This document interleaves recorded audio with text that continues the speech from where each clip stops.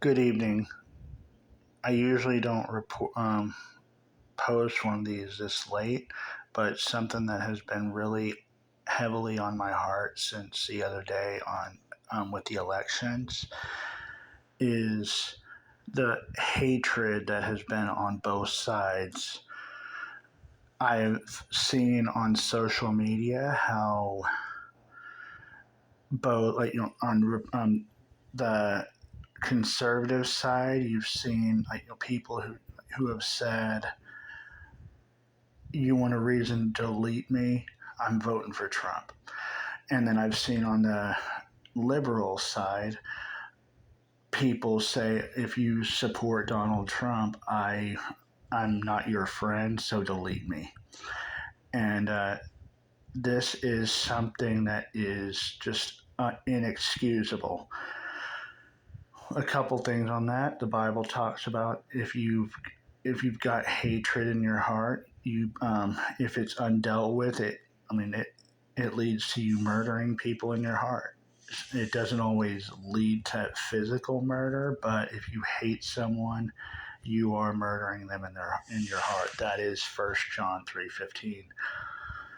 Secondly, because I am a stickler on boundaries.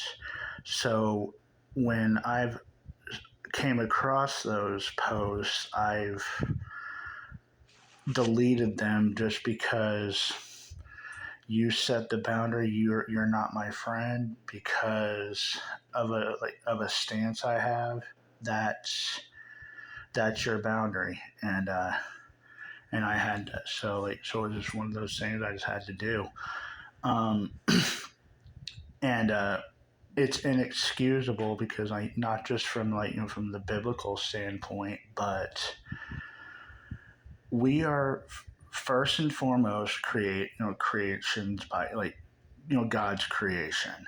So we're if we're followers of Christ, we're sons and daughters of God first and foremost. Secondly, we are Americans. Thirdly, we are whoever's sons and daughters we are. I mean, you can put your sons and daughters over being an American, that's fine. But there is no reason to hold your political stance or any reason as a reason for hatred. This is the exact thing that rivalries in sports deal with.